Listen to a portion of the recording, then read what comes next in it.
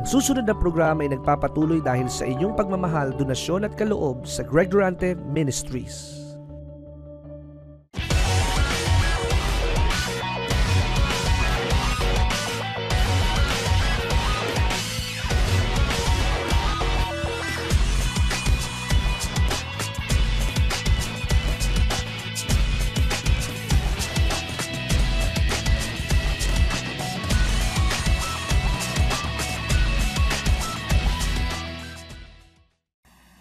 Kaya ngayon, iyong pakiramdaman yung bahagi ng katawan mo na may kirot.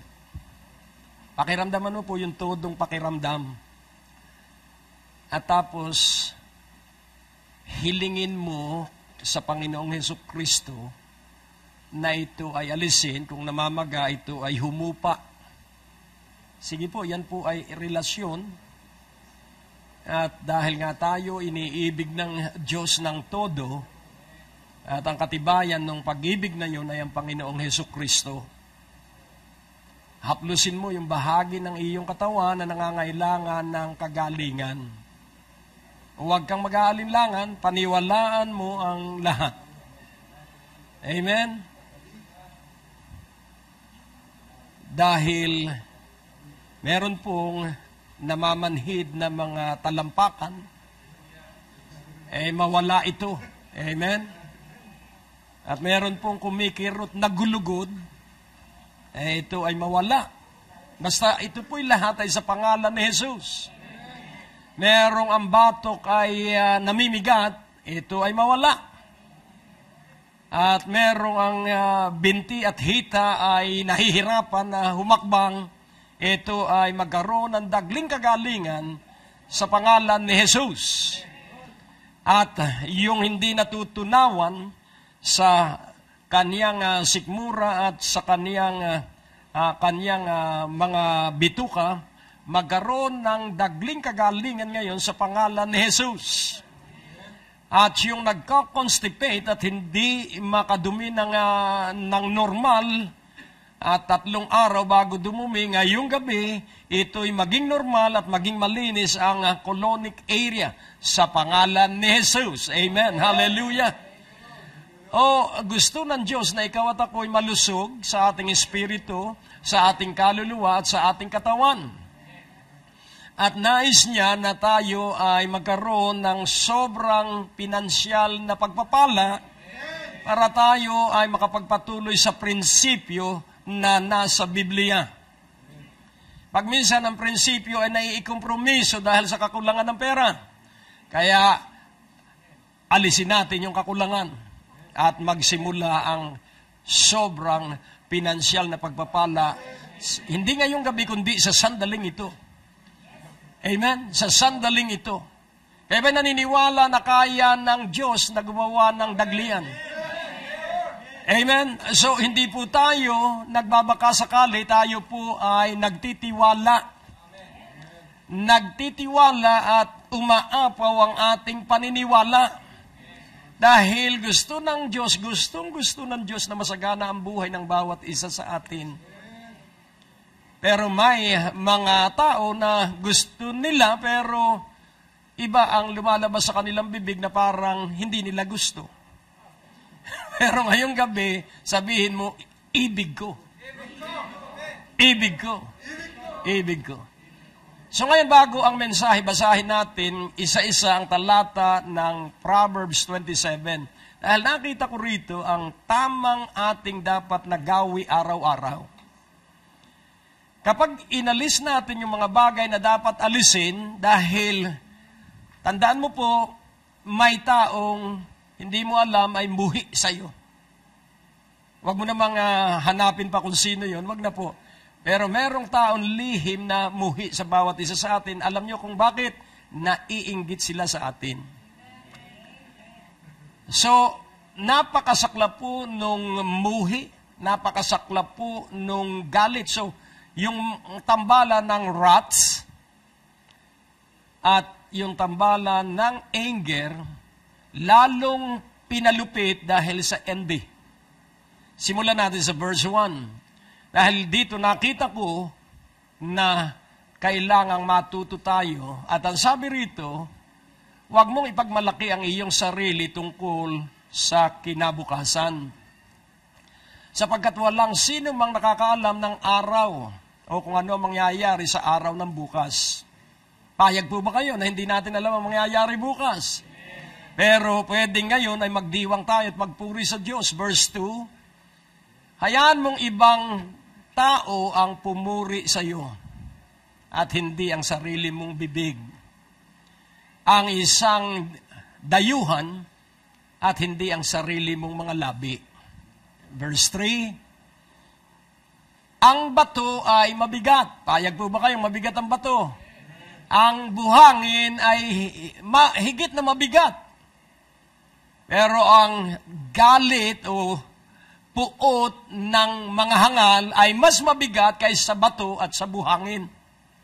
Dahil ang isa pong taong muhi sa kapwa-tao, siya po ay hindi mapipigilan kahit pagsabihan, maliban na lang na siya ipanganak na muli. So dito po tayo hihinto, homework po ninyo yan, basahin ninyo ang buong Proverbs 27 at kung paano ako'y nakinabang, kayo rin ay makikinabang. Amen po ba?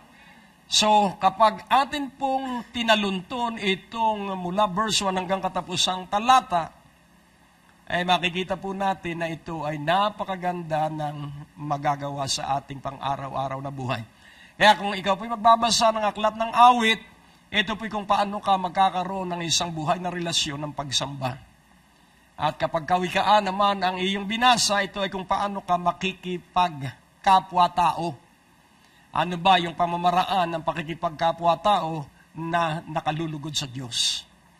At laging tandaan mo po, yung mapagmataas at mayabang kadalasan walang pera. Payag po ba kayo? At yung tahimik, ang pagminsan kahit walang pera, hindi halata. Kaya nais ko pong ipaunawa sa bawat isa sa atin, magi tayong matalino. Sabihin mo sa iyong katabi, magi kang matalino. At nang sa gayon ay igalang ka na parang napakayaman mo. Amen po ba? Dahil tayo ay laging naghihintay at umaasa sa Diyos. Kaya ngayon pong gabi, ikaw po ang pinili ng Diyos para sa mensaheng ito. Kaya tingnan mo uli ang mga katabi mo at sabihin mo, ang mensahe ngayon ay akin. Sige po, sabihin mo sa iyong katabi, para sa akin ang mensahe ngayong gabi. So, maliwanag po, ito'y para sa bawat isa sa atin. Kung ito'y para sa inyo, ito'y para sa atin. Kaya ang pangangaral po, para sa mga nakikinig at para sa nangangaral. Wala pong exempted dito dahil ang salita ng Diyos ay dapat sundin nating lahat. Kaya nga, laging iyong tandaan, ang iyong maririnig na paniniwala at isasagawa, ang siyang pauunlarin ng Diyos sa iyong buhay. Ang titulo ng mensahe, Make It Happen Now. Simple lang po, ano po? Make it happen now. So, ito ay gawin mo na mangyari ngayon. At alam ko po na ang ngayon ay ngayon at hindi mamaya. Ang ngayon ay ngayon at hindi bukas. Sapagkat ang bukas ay kung ano ang ating ginawa ngayon. Our tomorrow is based on what we do today. Amen po ba? Kaya atin pong laging unawain, huwag ka nang maghintay ng bukas, ito ay gawin mo kapag daka. Tayo po ay manalangin. O Diyos sa aming Ama, kilala mo ang bawat isa sa amin at walang naitatago sa iyo, lahat ay lantad. Kahit po kami ay kumubli sa napakadilim na pusikit na karimlan, ito po'y liwanag sa iyo. Kaya narito kami at ibig namin na ikaw ay maluwalhati at ang kaluwalhatian mo ay magawa mo ang nakatakda sang-ayon sa iyong ibig sa bawat isa sa amin. At ito ay maganap at mangyari sa pangalan ni Jesus. Laging tandaan po natin yung ibig ng Diyos ang gusto niyang gawin. Pero kadalasan, hindi natin namamalayan, hinahadlangan natin yung Diyos natin sa kanyang nais. Kaya nga sa John 14, ito po yung ating prophetic word for 2015, At ang sabi po ron sa verse 12,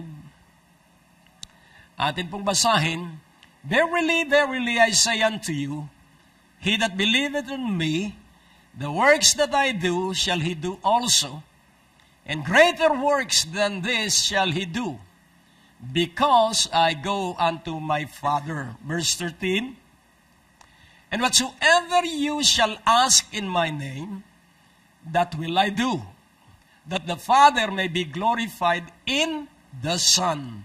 Verse 14, If you shall ask anything in my name, I will do it. So nais ko pong maintindihan nating lahat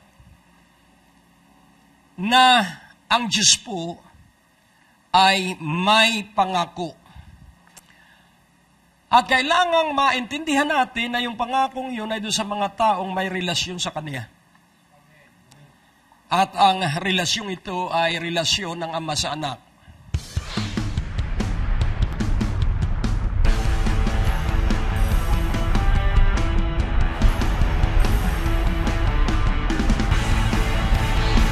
Kung ang aalisin mo yung takot, Jesus is Jehovah.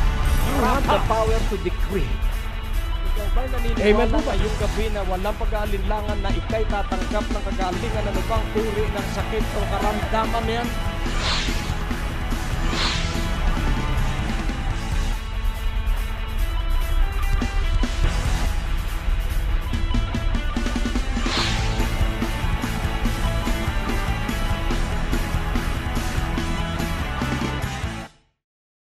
Ba'y nangangailangan ng himala, pagpapala at katugunan sa iyong mga problema?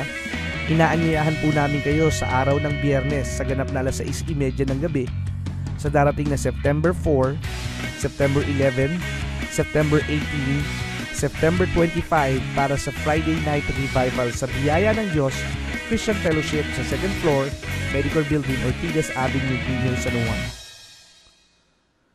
Inaanyayahan po namin kayong makinig sa aming mga radio program.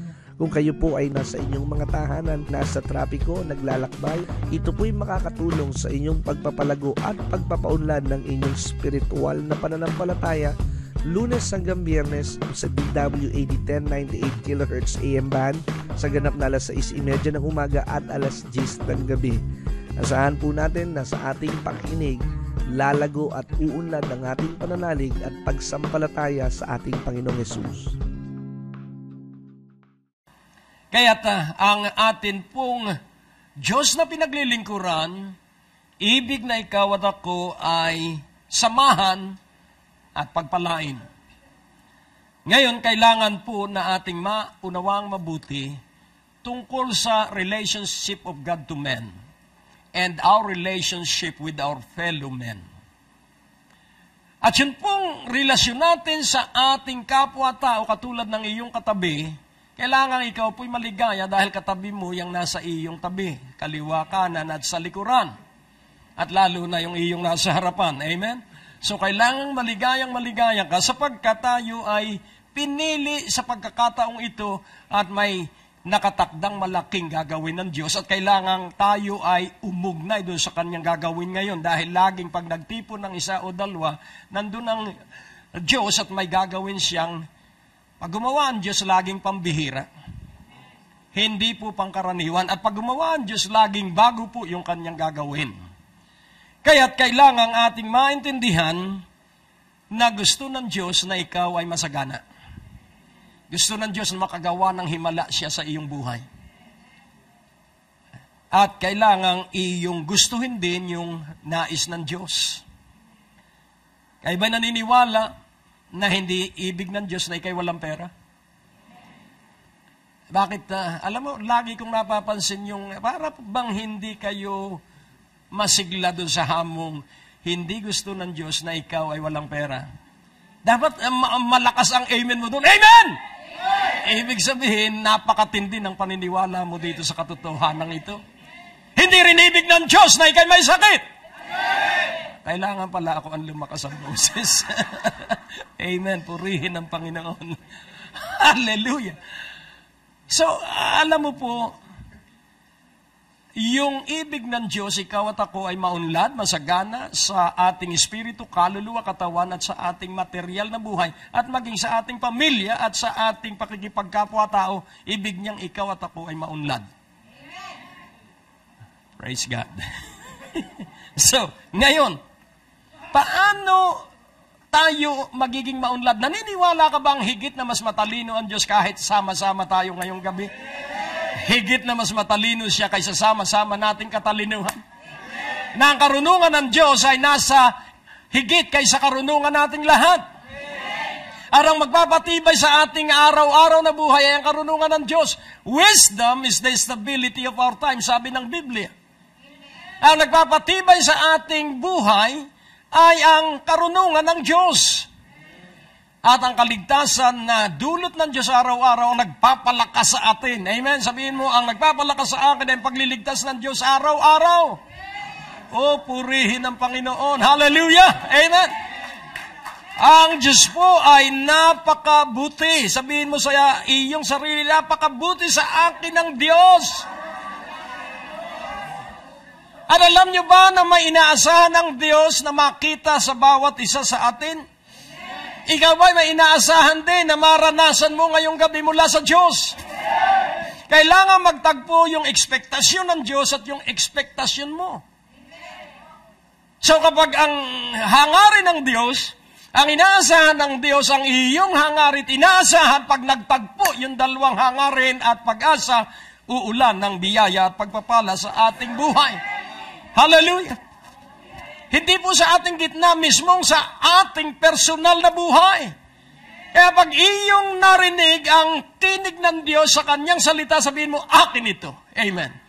Akin ito. Amen. Hallelujah. Yun po ay pag-angkin sa salita ng Diyos dahil ang salita ng Diyos ay para sa iyo at para sa akin. O, purihin ng Panginoon. Then ang pang-apat po, matiisin ng Diyos. Hello. Matiisin ang Diyos, matyaga ang Diyos, na kahit na tayo ay hindi matiisin dahil tayo ay napapagod kapag daka. Panginoon, 10 araw na hanggang ngayon, hindi mo pa ako sinasagot, ano ka ba naman Diyos? So, sinisisi agad ang Diyos. Pero tandaan mo po, ang pagkamatiisin, may hiningi ka, paniwalaan mong nadinig ka at paniwalaan mong nasa iyo na, trabaho na uli ng iba. Yung iba kaya hindi makaunlad, hinihintay na mahawakan niya yung hiningi niya kahapon. Ay kung dumating yung 1 taon mula kahapon, may gagawin ka pa sapagkat laging tandaan natin, hindi natin alam ang mga dapat na maunang pagpapala sa atin. Humihingi tayo ng anumang bagay kagalingan at meron po sa ating mga nakaraang karanasan, napakabilis ng kagalingan. Pero may pagkakataon din sa ngayon sa ating karanasan pag minsan ay mabagal. Dahil ang dahilan po ay ganito. Ang sabi po ng Biblia, humihingi kayo at hindi kayo tumatanggap. Hindi kayo tumatanggap sapagkat hindi kayo humihingi. So dalawa po, humingi at hindi tumanggap.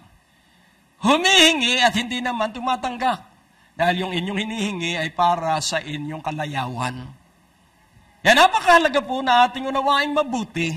Kung ikasisira natin, hindi ito ibibigay ng Diyos. Kahit na po tayo maglupasay, kahit na po tayo lumuha pa, pag nababalang, tanungin mo ang Diyos, ito po ba'y makasisira sa akin o makakabuti? Kaya kailangan suriin mo dahil ikaw ay may kakayahan na maunawaan.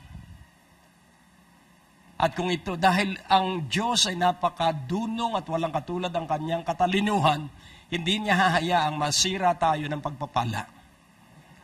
Basahin mo po ang iyong Biblia, kaya napahamak ang Israel dahil sa kasaganaan. Nakalimutan nila ang dumalo sa pagtitipon ng mayamang-mayaman na sila. Kaya ang babala ng Diyos, Israel, huwag ninyong kalilimutan na akong inyong Diyos ang nagpayaman sa inyo. Pag kayo'y masagana na ang buhay. Kaya habang hindi pa tayo dumarating doon sa masaganang buhay, magsanay na tayong laging kinakausap natin ang Diyos. laging nakikipagniig sa Diyos. May kirot sa iyong katawan, kausapin mo ang Diyos. Dahil siya ang ating dakilang manggagamot. May bayaran ka, kausapin mo ang Diyos dahil siya ang ating tagatustos. Kaya kailangan kilala mo ang Diyos na ating sinasamba at pinaglilingkuran. Siya ang may hawak ng lahat. Kaya nga po, ang unang dapat nating maintindihan, may plano po ang Diyos. God has a plan. At kailangan pong tayo ay luminya doon sa plano ng Diyos. Ano ba ang plano ng Diyos? Tatanungin ko ang mga magulang, ano ba ang plano mo sa iyong mga anak? Sino rito ang magulang na nag-iisip na maghirap ang kanyang mga anak? Sino rito ang magulang na nananalangin na magkaasawa sana ng masama ang ugali ang kanyang anak? Wala po. Hello? Kung pwedeng ating itaguyod ang ating anak, gagawin natin kahit tayo ay magtiis. And nais kong ating maintindihang mabuti that God has a plan and that plan is an abundant life. Ano po yung abundant life? Buhay na masagana, kaya sabi ng Panginoon, ako'y dumating. Nadala sa inyo ay masaganang buhay. Abundant life. At ito'y nananagana. Paano ito mananagana? Halimbawa po, ikaw ay nanghihina ang katawan. Ano ang gagawin mo sa iyong katawan? Di mag-exercise ka tuwing umaga. Hello? Sa gayon ay lalakas ang iyong katawan. Kaya yung masaganang buhay, kailangan gamitin natin araw-araw. Dahil yung masaganang buhay ang magdadala sa atin para hindi ka bumili ng milk tea. Maiiwas ka doon sa makalalason sa iyong katawan. Hindi, totoo po ito. Ako pinaawa doon sa dalawang namatay. Pero mapapansin po natin kung tayo po'y may buhay na malusog na relasyon sa Diyos, tandaan mo po, si Eva at si Adan ay nakagawa ng high treason dahil sa sikmura. Si Esau ay nawala ang birthright dahil sa tiyan. At si Jesus ay pilit na ginagawan ng dyablo na magkasala sa pamamagitan ng tiyan. Kaya nga ang sabi ng Biblia, kusa ko kayong ginutom para turuan kayo na ang tao hindi nabubuhay sa kanin at ulam lamang. Hello? Hello? Kundi sa bawat salita ng Diyos. Kayo ba'y nagbabasa ng Biblia? Kayo ba ay nagbubulay sa salita ng Diyos? Kayo ba ay nagkakabis at nagsasaulo ng mga pangako ng Diyos? At ano ang magiging gamit mo doon sa mga naisaulo mong salita ng Diyos sa panahon ng kailangan mo? Kumuha ka ng 3 pangako. Kung pera yan, kumuha ka ng 3 pangako tungkol sa pera.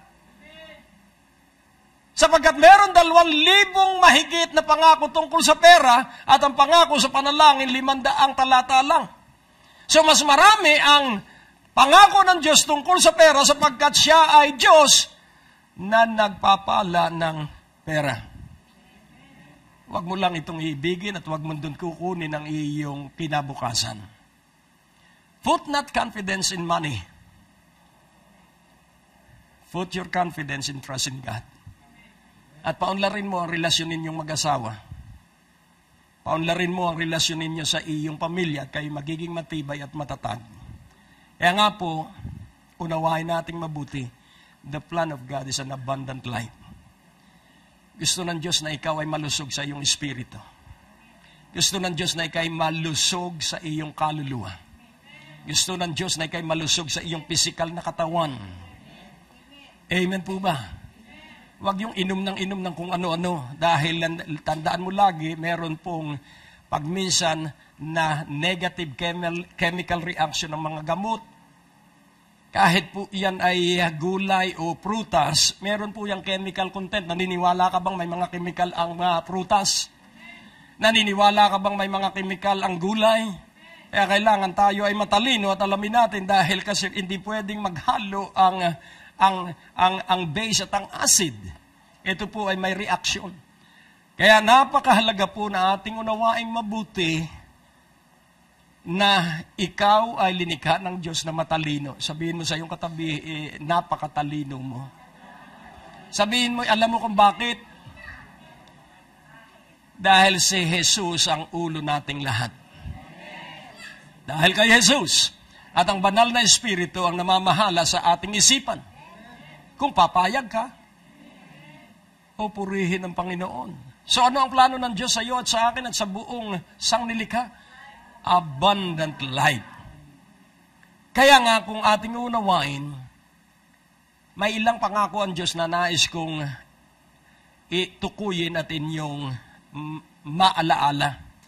Una, He will supply all your need. Payag ka ba na kayang tustusan ng Diyos ang lahat ng iyong pangangailangan? Payag ka?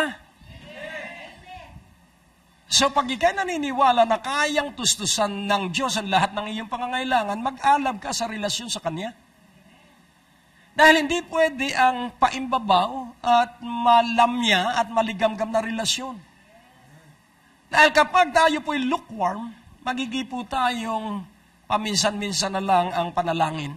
Magigipo tayong paminsan-minsan na lang ang pagbabasa ng Biblia. Maaabala po tayo sa mga bagay na hindi dapat pagkaabalahan. Kaya napakaganda po na ating maunawaang mabuti that God is faithful and God is sincere and God is honest. He will supply your need. All of your need. Pangalawa, He will do the fighting for you. Meron ka bang kinatatakutan sa buhay? Sumbong mo sa Diyos. Huwag kung kani-kaninong tao. Isumbong mo ang iyong kinatatakutan sa Diyos. For He will do the fighting for you. Meron ka bang kinakaharap na malaking problemang pinansyal? Dalhin mo sa Diyos. Dahil Siya ang may lalang, may likha at may-ari ng langit at lupa at lahat ng naruroon. Alam Niya kung paano katutustusan. Alam Niya kung paano katutulungan. Pero kailangan, paniwalaan mo na Siya ang makikipaglaban sa iyong labanan. Naniniwala ka po ba na kaya kang ipaglaban ng Diyos? Naniniwala ka bang makapangyarihan ng Diyos kaysa iyo? And then, ang pangatlo pong pangako, He will preserve you. Kaya nga kung aalalahanin mo ang iyong mga kamag-anak na namatay na, ang iba ay bata pa, at hanggang ngayon buhay ka pa. Why? Hindi ba iningatan at inalagaan ng Diyos yung iyong mga mahal sa buhay? Na nauna sa iyo mga kamag-anak? Inalagaan din. Subalit, iba ang pag-aalaga sa iyo dahil ikaw ay naniniwala ang Diyos ang iyong buhay.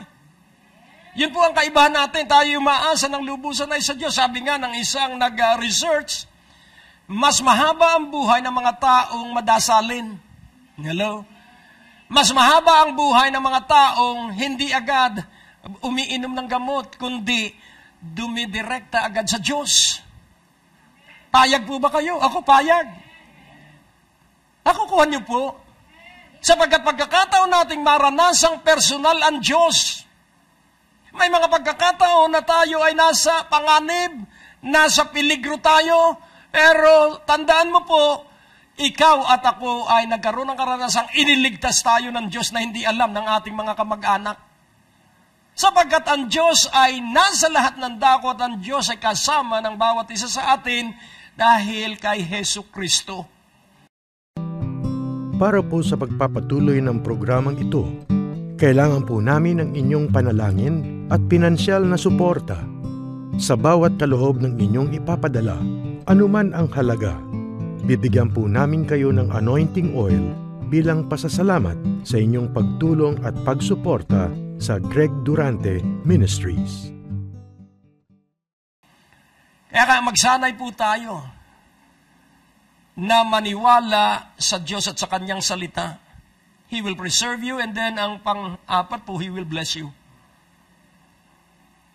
So, una, He will supply all your need. Pangalawa, He will do the fighting for you. Pangatlo, He will preserve you. At pang-apat, He will bless you. Kaya kung titingnan po natin, ang pagpapala po ay batay sa pipa ng Diyos kay Abraham. Ang description po ng pagpapala ay yung nasa Deuteronomy 28. So atin pong silipin sandali yung tipan ng Diyos kay Abraham sa Deuteronomy 8:18 para ipakita ko po sa inyo that God will supply all our need. But thou shalt remember the Lord thy God, for it is He that giveth thee power to get wealth, that He may establish His covenant which He sware unto thy fathers as it is this day. So kung iyo pong babasahin yung mga naunang talata at hindi na natin gagawin, doon po ay sila ay labis ng pinagpala, sila ay may mga sarili ng bahay, sila ay may sarili ng mga balon, at ang nakatutuwa, bahay na hindi nila itinayo, balon na hindi nila hinukay, sila ay pinagpala ng Diyos. Kaya sabi, huwag ninyong kalilimutan ang Panginoon ninyong Diyos sapagkat siya ang nagbigay sa inyo ng kapangyarihan o kakayahan na maging mayaman. At ang dahilan, kaya yumayaman ang mga anak ng Diyos dahil doon sa tipan ng Diyos na ating pinagtitiwalaan sa ating araw-araw na buhay. Dumating ba sa iyong buhay isang sandali na ikaw ay nag-aalinlangan kung paano ka na pagtanda mo ay wala ka namang pension? Wala ka namang naipundar? Dumating na ba sa iyong isipan na nag-aalala ka sa pagtanda mo? Hello? Ang sabi ng Biblia, ilagak mo ang lahat ng iyong kabalisahan at alalahanin sa Diyos. Sapagkat laging tanda natin, sa araw-araw mararanasan natin na ang Diyos ang laging magliligtas sa atin. Sa araw-araw ang Diyos ang magdaragdag ng haba ng ating mga araw at taon ng ating buhay. At kaya natin nararanasan sapagkat hindi tayo takot mamatay. Sabi nga ni Billy Graham, ni Smith Wigglesworth, bakit ko katatakutan ng kamatayan? Ay yun ang pintuan patungo sa piling ng Diyos sa walang hanggang panahon ng buhay. Pero gusto ko pa rin mabuhay ng mahaba. Kaya nga sabi ni Apostol Pablo, ako'y nalilito kung ano ang aking pagpapasyahan. Kapag ako'y namatay, sa piling agad ako ng Panginoon doon sa kalangitan. Pero pag ako'y nabuhay, kasama ko kayong makukulit. Dahil yung mga tinuturuan ni Pablo ay makukulit. Bakit po makukulit? Dahil napakatagal na gawin nila yung itinuturo ni Pablo. Pero sabi niya, pipiliin ko pa rin na makasama kayo. Tingnan mo ang iyong katabi at sabihin mo sa iyong katabi, kaya ikaw ay malakas ang katawan dahil sa mga pasaway na kaibigan mo. Amen? At ang pampatibay, manahimik ka. Huwag kang magsasalita. Hindi, ito po'y totoo. Bayaan mo lang siya, huwag mo siyang papatulan, huwag mo siyang hatulan, manahimik ka lang. At makikita nila ang kaibahan ng iyong buhay. Sapagkat matibay at matatag ang nananahimik. Sabihin mo sa iyong katabi, pinili ka talaga ng Diyos, kapatid. Oh, hallelujah. Dahil may mga pagkakataon na meron tayong kagaya ng ganitong pananalita. Talaga kayang mahal ako ng Diyos? Ayan. Yan po ba dumating na sa inyong buhay, yung statement na yun, talaga bang mahal ako ng Diyos? O di kaya ang katanungan, iniibig nga kaya ako ng Diyos? At pag tinanong mo, bakit ka nagdududa at nag-aalinlangan? Kasi kung iniibig ako ng Diyos, ayan ang litanya, sunod-sunod niya. Kung ako iniibig ng Diyos, dapat ang napangasawa ko'y mabait. Kung talagang iniibig ako ng Diyos, hindi dapat ako nasisanti sa aking trabaho. Kung talagang yun po ay mga dahilan na hindi pwedeng panghawakan. Sapagkat kung nawala ng trabaho ang isang tao na naniniwalang iniibig siya ng Diyos, ang paniniwalaan niya maipapalit ng Diyos na mas maganda kaysa dun sa nawala. Amen po ba?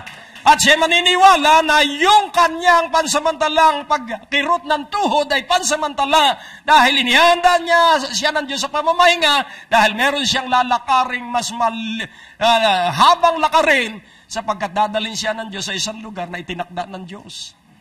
Kaya kailangan ng pamamahinga. Amen? Sabihin mo sa iyong katabi, malapit ka nang maglakbay sa ibang panig ng daigdig. Amen? Amen. Hallelujah. Ang Diyos mo. Kaya ikaw na mismo ang dapat magpalakas ng loob mo. Huwag ka nang hahanap pa ng taong magpapalakas ng loob mo dahil ang mga tao gusto niya ikaw ay bigo. Kaya ikaw na ang magpalakas sa iyong loob at sabihin mo, salamat sa Diyos at ako ay malusog. Salamat sa Diyos na pagkat ako'y buhay. Salamat sa Diyos. Amen po ba? Pag ganon ang iyong pananalita, pagtanda mo, ganyan pa rin ang iyong pananalita at lalo kang lalakas at lalo kang titibay at lalo kang tatatag. Bakit? Sapagkat kasama mo ang Diyos. Ngayon sasabihin natin, tagal ko nang naghintay. Ang Diyos matagal na rin naghintay. Kung sasabihin natin, ang tagal ko nang nagtiis, ang tagal ko nang nagtiyaga, ay kung ang Diyos ang magsalita, anak, napakatagal ko na rin nagtiis. Kailanman na hindi makulit ang Diyos, tayo lang na tao ang makulit. Amen. Kaya, ba tayo pinagtitiyagaan ng Diyos? Hello? Tayo ay hinihintay ng Diyos. God has waited for so many years. And sometimes tayo po ang hadlang. Hindi natin namamalayan, hinahadlangan natin ang Diyos. Dahil ang gusto natin, ang Diyos ang sumunod sa akin, ang gusto ko po ay ganito, Panginoon. Hindi pwede yun. Alamin mo ang kanyang plano sa iyong buhay at yun ang iyong hingin. At bagamat alam mo ang plano ng Diyos sa iyong buhay, hintayin mo pa rin ang oras na nakatakda dun sa planong yun. Kaya habang hindi nangyayari, meron kang gagawing iba. Huwag kang magbababad sa telebisyon. Huwag kang magbababad sa kung saan-saan. Kung magbabad ka man sa telebisyon, sa Great Day to Live at sa TBN. Amen? At sa iba pang ipinalalabas na mga panuorin ay yung makapagpapasigla sa iyo at magmamahal ka sa iyong magulang.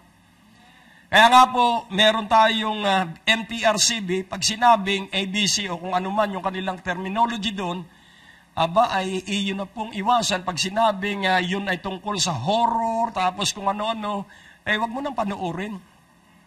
At lumipat ka dun sa general. Rated G. Pag rated PG, wag mo pa panoorin ang iyong anak. Mabuti sana kung kayo maglalakbay para mag-mission sa Fiji, pero pag rated PG, parental guidance, ay iiwas mo ang iyong anak dahil baka siya ay tumulad dun sa mga mapapanood nila. Kaya nga po ating unawain, God waited long for us. The delay is caused by our self-trust and self-indulgence. Tayo po kasi ay tiwalang-tiwala sa ating sarili. Bagamat magandang magtiwala sa ating sarili, pero kung ang tiwala natin sa ating sarili ay isinasa isang tabi natin ng Diyos, hindi po yun malusog. Kailangan ang tiwala po natin sa ating sarili ay katulad nung iniutos, ibigin ng Diyos ng buong puso, buong isip, buong kaluluwa, buong lakas, katulad ng pag-ibig mo sa iyong sarili. So, makikita po natin, iibigin natin ang ating sarili, yun pong boundary ng pag-ibig natin sa ating sarili ay upang ang Diyos ay makakilos ng kanyang pag-ibig at yung pag-ibig na yun ay umagos at dumaloy at dumaan sa atin patungo sa ating pamilya una. At patungo sa mga nasa labas ng ating pamilya. So, ang titibay dapat muna ay ang ating pamilya. At para maging matibay ang ating pamilya, kailangan tayo ay personal na magpakatibay. At ano ang pampatibay sa atin? Pag-ibig ng Diyos. Kaya nga po, iiwas na natin ang ating sarili kapag yung iniisip natin ay hindi nangyari. Sabihin mo, ano kaya ang kulang? So magsiyasat ka, bakit hindi nangyayari yung iyong katugunan sa iyong kahilingan? Ngayon, atin pong unawain. Meron po tayong dapat na ginagawa.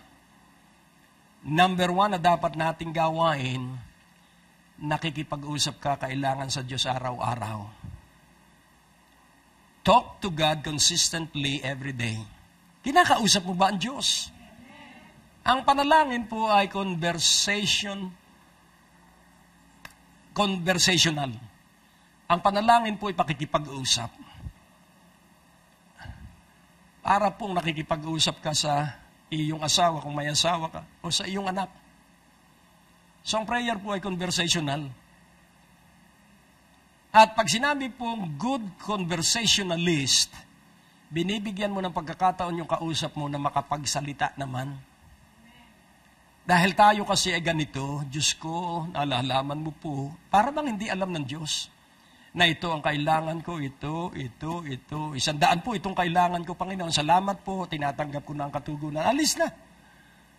Eh, nasan ang conversation doon? Hello. Kapag nasabi mo na, manahimik at hawakan mo ang iyong Biblia, at hintayin mo kung ano ang inspirasyon sa iyo ng banal na Espiritu. At ikagugulat mo ang iyong maririnig. Diyan sa 100 prayer request mo, 10 diyan ang matatanggap mo ngayong araw na ito at yung susunod na 20 ay sa Miyerkules. So, saan galing yung informasyon first hand na sinabi sa iyo ng banal na Espiritu? So that way, ikaw ay natututo sa pakikipag-usap sa Diyos sa pamamagitan ng kanyang Espiritu. O di kaya, ay bibigyan ka ng talatang babasahin. Ulitin ko muli, pag-uusap po ang panalangin. Kaya, ating unawain, kailangan nakikipag-usap tayo sa Diyos araw-araw. Panginoon, tama po kaya ang gagawin ko? Diyos ko, itong kahuli-hulihan kong 5,000, pwede bang gamitin ko ito sa negosyong naiisip ko? So yan po'y pakikipag-usap. At huwag kang kikilos o hahakbang kapag wala kang narinig. Hindi po katugunan yung siguro kaya tahimik ang Diyos, payag ang Diyos. Parang sinabi mo, Diyos ko, ito po ang lahat ng pera ko, ihahagis ko po sa itaas at kunin mo yung para sa'yo at ang bababa ay akin lahat. Parang ganun din po, yung pakikipagsapalaran yun, Panginoon, siguro kaya pagtahimik ang Diyos, huwag kang hahakbang. Hello? Pero kapag narinig mong pinagagawa ng Diyos, mabigo ka man, ikay may ngiti pa rin sa labi. Bakit? Dahil ang mahalaga ay sumunod ka. Kung nabigo ka, may itinuturo ang Diyos ng iyong katatagan at pagtibay. Kaya nga, unawain mong mabuti ang pangalawa na dapat gagawin natin, ay yung sinabi ko kanina, fellowship with God daily. Paano po ba ang fellowship with God? Tingnan natin sa 1 John 1, verse 7. 1 John 1:7. But if we walk in the light, as He is in the light, we have fellowship one with another, and the blood of Jesus Christ, His Son, cleanseth us from all sin. So, ito po'y tinutukoy dito ay ang mga kapatiran. Yan pong katabi mo ay namumuhay po sa liwanag yan. Tingnan mo ang iyong katabi. Kaya pag kayo'y nagkasundo sa panalangin, yung pagkakasunduan ninyo ay tutugunin ng Diyos. Bakit? Because we are walking in the light. If we walk in the light, we have fellowship with another. And the blood of Jesus Christ, His Son, cleanseth us from all sin. Kaya pansinin mo, na tayo-tayo pa rin. Huwag kang mag-alala. Kapag ikaw ay maunlad na, ang pagdami at paglago ay mangyayari kapag ikaw ay maunlad na, kaya tayo ay masiglang laging magsama-sama dahil dito ay gumagawa ang Diyos ng isang pagkakaisa na hindi natin makukuha sa ibang lugar. Yan, pansinin natin sa Psalms 133, so tayo po ay hinuhugasan ng dugo. Sa Psalms 133:1, Behold, how good and how pleasant it is for brethren to dwell together in unity. Kayo po ba ay nag-ingusan kanina? Kayo ba ay nagtitigan? Sino ba itong katabi kong ito? Hindi po. Why? Because we are in unity. At ang sabi po dito, pagmasdan mo at unawain. Yung behold po ay pagmasdan na may pangunawa. Kung gaano kabuti at kung gaano ka-aya-aya na ang magkakapatiran ay magsama-samang nagkakaisa Hello? To dwell together in unity. Manirahan na magkakasama na nagkakaisa. At ano ang mangyayari? Ano yung pagkakaisa? Sa verse 2, ang sabi po dito, so unity is like the precious ointment upon the head that ran down upon the beard, even Aaron's beard that went down to the skirts of his garments. Ano po ang ibig sabihin nito? That precious ointment is the anointing of Aaron. Yung kanyang balbas sarado ay authority of Aaron as priest. At yung skirt, ang ibig sabihin, he is clothed with righteousness. So the anointing, the authority, and the righteousness, yun po ang nasa atin kapag tayo nagkatipon-tipon na nagkakaisa. Why? Because of the anointing. Hallelujah! Because of the authority that God has given to us. Ano po ang authority? Alam mo kung ano yung iyong tinatayuan. And you are clothed with righteousness, kaya hindi ka na sisindak kapag ikay nalugi.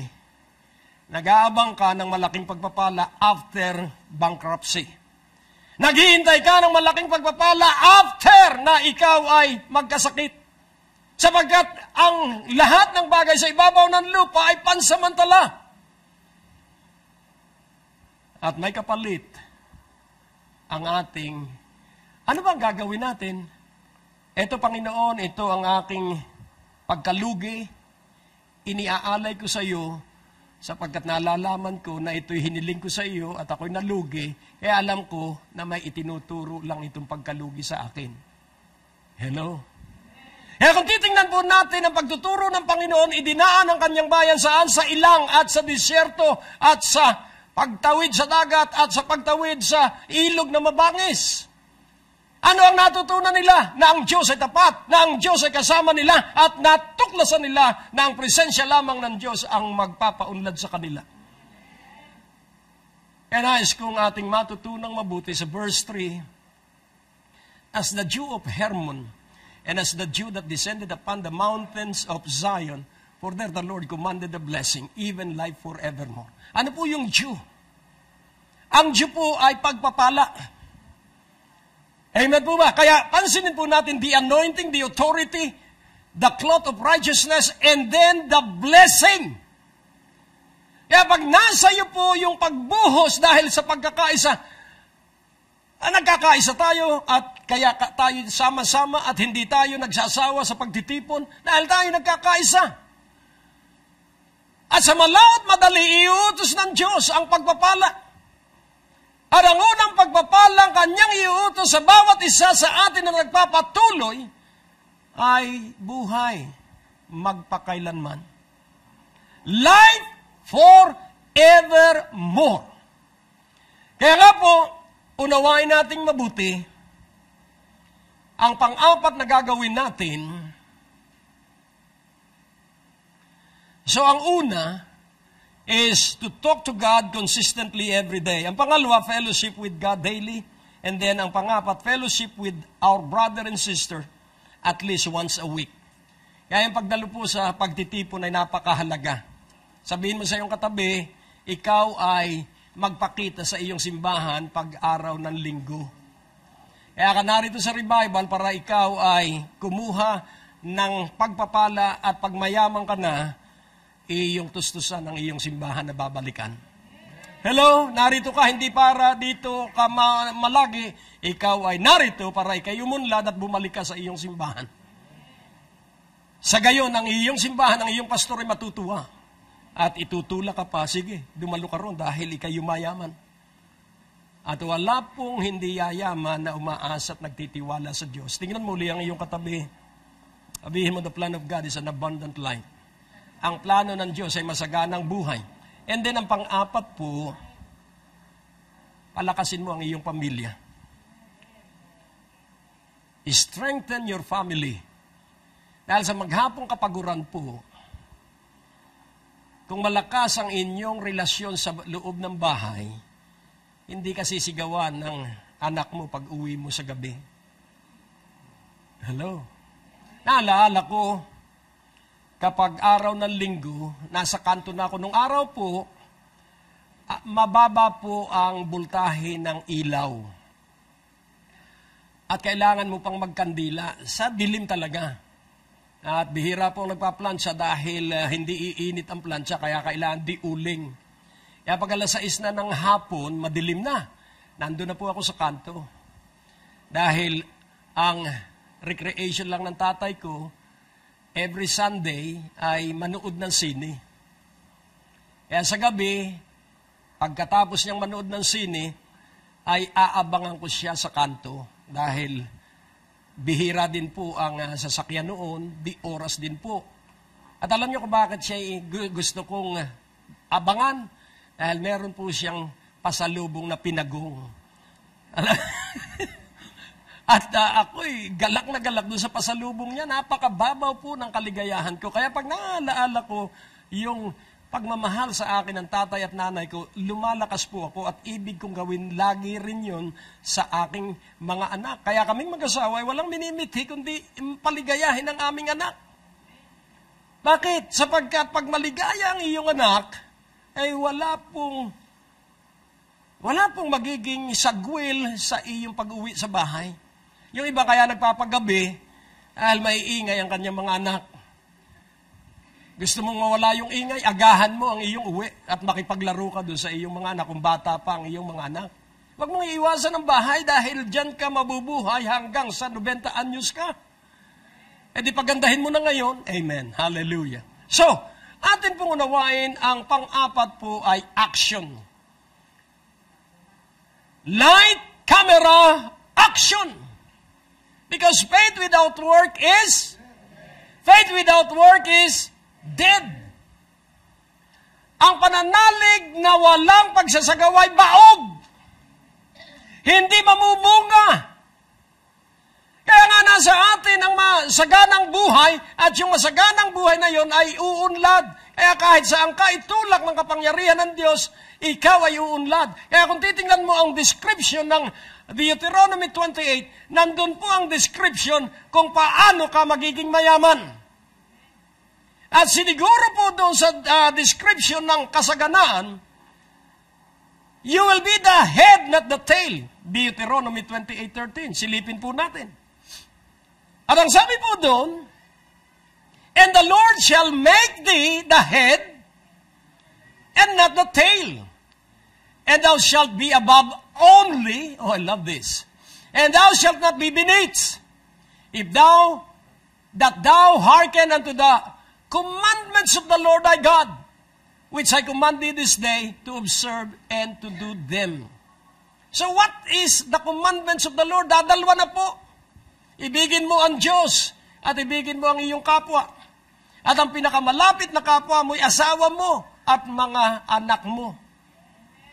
At kasama mo sa bahay. Yun ang pinakamalapit na kapwa mo. Kaya huwag mong mamaltratuhin yung kasama mo sa bahay. Kaya mabuhay ka na humihingi sa pangalan ni Jesus. Bagamat ang paghingi ay sa Ama, pero itong partikular na ito sa paglilingkod, ang hihingin mo ay ang Panginoong Jesus. At siya gagawa. The Word of God assured us, kapag siya'y gumawa, wala pong makahahadlang sa iyo. At ikagugulat mo sapagkat buong sambahayan mo ay nasa kapayapaan dahil ang pagsama ng Diyos ay buhay at tuloy-tuloy. Kaya sa kabuuan, atin pong unawaing mabuti. Sa titulong-titulo lamang, ito po ay isa ng utos. Make it happen today. Kailan mo ito gagawin at pangyayarihin? Ilakas natin. Kailan? Kailan? So make the message happen now. Kaya mag-umpisa ka na idalangin mo yung lahat ng iyong kailangan. At forgive me. Pag ikaw po humihingi ng panalangin, huwag mo nang dadagdagan pa. Pag humihingi ka, sabihin mo humihingi kang 1,000. Huwag mo nang dagdagan, alam mo, talagang hirap na ako. Kaya ka nga humihingi dahil wala ka nga nung 1,000. Huwag mo nang i-magnify pa yung iyong kawalan dahil kaya ka nga humihingi dahil wala ka. At alam na ito ng Diyos. At magkasundo ka, kunin mo yung iyong katabi at sabihin mo, magkasundo tayo. At sasabihin naman ng kasundo mo,